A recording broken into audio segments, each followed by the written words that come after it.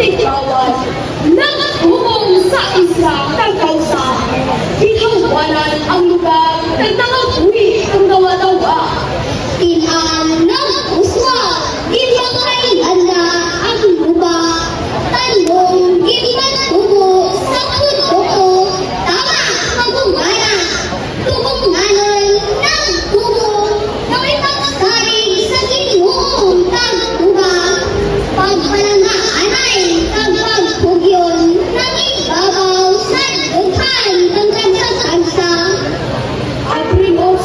Will also share si Sentay Patro sa ating nakasaysayan sa tagsa ng mga tubunganan. Hindi malipatan. Palawag ko ni Padre Isidro Madrena, anak pinatunan.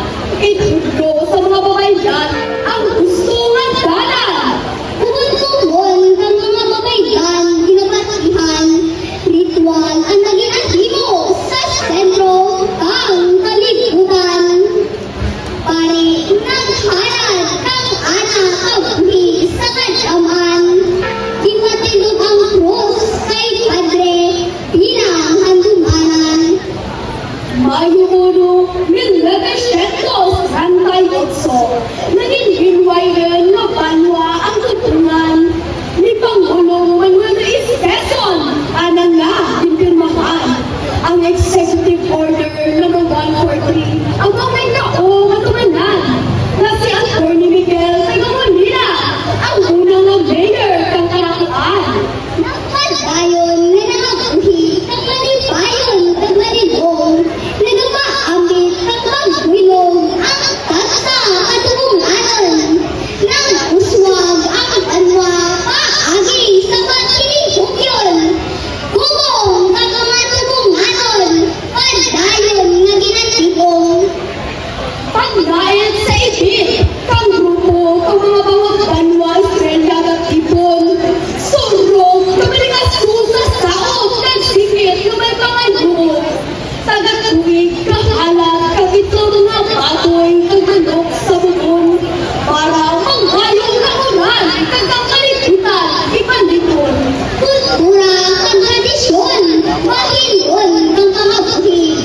Pinagpakita sa pinagkakalibutan ang ating pinasagi. Tubong naging bangga sa ukritik tubong inmanubli.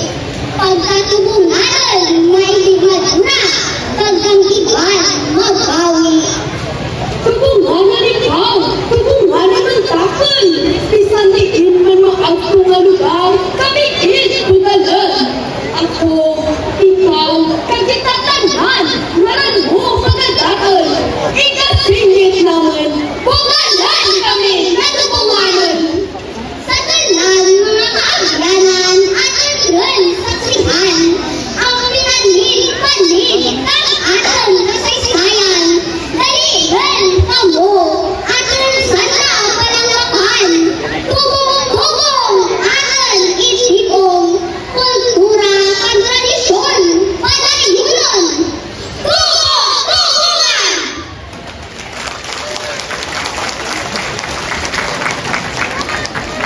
Ladies and gentlemen.